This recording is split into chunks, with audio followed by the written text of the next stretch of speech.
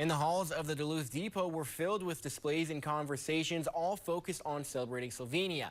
The Slovenian History, Culture, and Cuisine Festival showcased the impact of Slovenians in the Northland. Attendees observed exhibits with anything from the history of immigration to the local iron range and Slovenian art.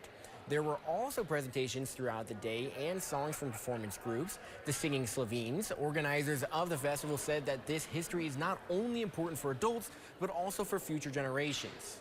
We're trying to keep the culture of the original immigrants alive so that kids know where their descendants came from. And the event wrapped up with a buffet dinner filled with Slovenian cuisine.